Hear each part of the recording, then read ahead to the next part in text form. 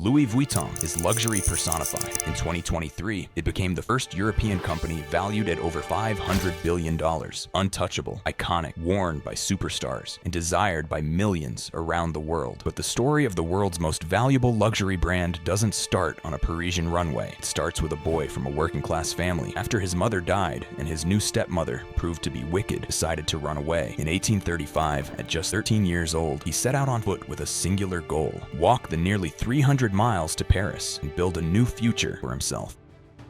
The journey took him over 2 years. He arrived in Paris in 1837, a 16-year-old walking into a city buzzing with the energy of the Industrial Revolution. Steamships and railways were making the world smaller. For the first time, rich were traveling not just out of necessity, but for fun. Yet their journeys were a complete mess for one simple reason: their luggage. Back then, travel trunks had rounded tops, designed to let rainwater roll off. That's practical on a horse-drawn carriage. It meant they were impossible to stack. Imagine trying to board a train or ship with a mountain of curved chests that couldn't be secured. It was a nightmare for a class of people who demanded elegance in everything. Louis landed a coveted apprenticeship under a master boxmaker, Monsieur Maréchal, and for 17 years, he didn't just learn to build boxes. He learned the secret needs of the ultra-rich. Society's most powerful people hired him to personally pack their elaborate wardrobes. He saw which fabrics creased, how to protect delicate gowns, and most importantly, he saw the round-top trunk problem up close every single day. This is where the vision begins. While everyone else saw a box, Louis Vuitton saw a system. In 1854, he opened his own workshop. 4 years later, he revealed his masterpiece, a travel trunk that was flat. It was the first ever stackable trunk.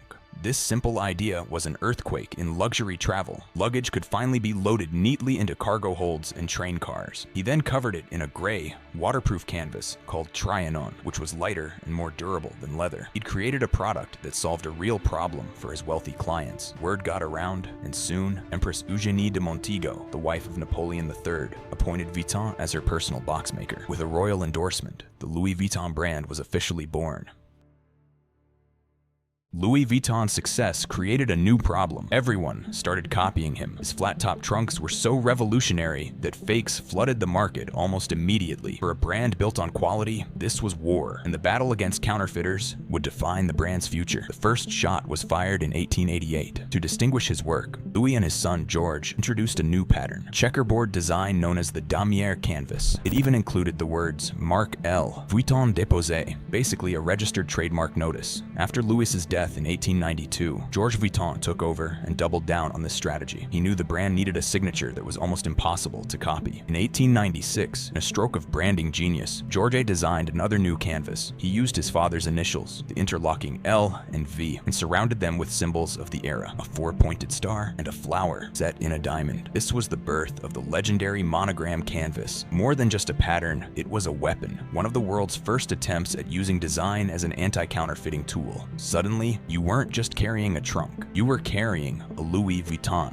George was the one who took the brand global, opening stores in New York and London. His son, Gaston Louis, later steered the company through 2 world wars and the Great Depression, introducing softer, more modern bags for a world on the move. For decades, the Vuitton family built a dynasty, but the leap from a respected family business to a global behemoth happened in 1987. The man behind it was Henri Racamier, who had married into the family and saw that luxury was changing. To compete on a global scale, Louis Vuitton needed more financial firepower. He joined forces with Moet Hennessy, a company formed by the 1971 merger of champagne maker Moet and Chandon and cognac producer Hennessy. Together, they formed LVMH, Louis Vuitton Moet Hennessy. The goal was to create a luxury conglomerate immune to hostile takeovers. But the new supergroup was instantly torn apart by power struggles. And that's when a man described as the wolf in the cashmere coat made his entrance. Bernard Arnault, a brilliant and ruthless French investor, Arnault saw the chaos as the opportunity of a lifetime. Exploiting the divisions between the founding families, he systematically bought up shares, and by 1989, he had seized control of the entire conglomerate. Arnault's vision was different. He didn't just want to sell luxury, he wanted to build an empire of desire. He understood that star brands were the key to long-term dominance. Under his lead, LVMH began acquiring dozens of legendary houses, from Dior to Tiffany & Company. But his most important move for Louis Vuitton was yet to come. By the 1990s, Louis Vuitton was prestigious, but a little boring. It was your mother's luxury, not yours. Arnault knew it needed a shot of adrenaline. In 1997, he made a shocking decision. He hired a young, rebellious American designer named Marc Jacobs to be its first ever creative director. and to launch a ready-to-wear fashion line. The fashion world was stunned. Louis Vuitton didn't make clothes, it made bags. But Jacobs was a cultural visionary. He didn't just design clothes, he injected the brand directly into the heart of pop culture. He famously collaborated with artist Steven Sprouse, who spray-painted graffiti all over the sacred monogram canvas. He brought in Japanese artist Takashi Murakami for the multicolored monogram that became the status symbol of the early 2000s. Suddenly, Louis Vuitton wasn't just classic, it was cool, it was edgy, it was fashion. The gamble paid off, transforming the company from a luggage maker into a complete fashion powerhouse. Jacobs proved that heritage could coexist with hype, setting the stage for an era of explosive growth.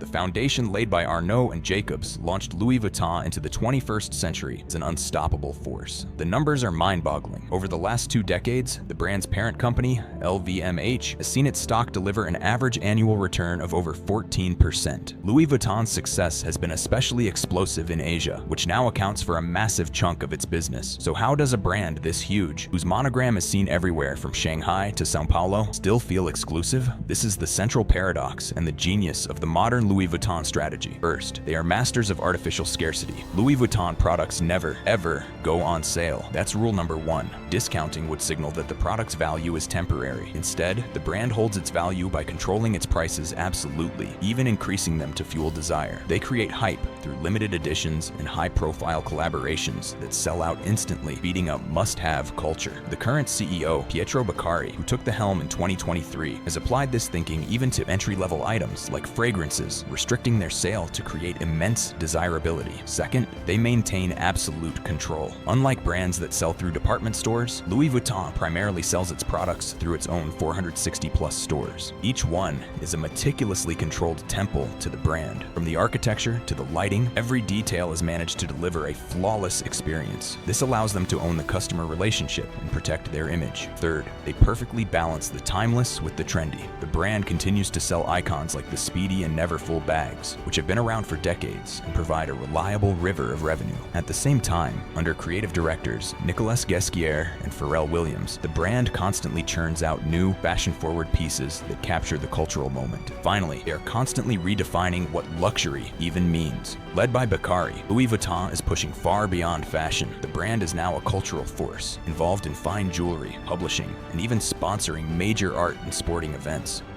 From a single revolutionary trunk to a cultural and financial empire, Louis Vuitton's strategy of innovation, brand protection, and controlled desire has become the blueprint for modern luxury. What company's story should we break down next? Let us know in the comments. And if you enjoyed this, make sure to subscribe and hit that notification bell so you don't miss our next video.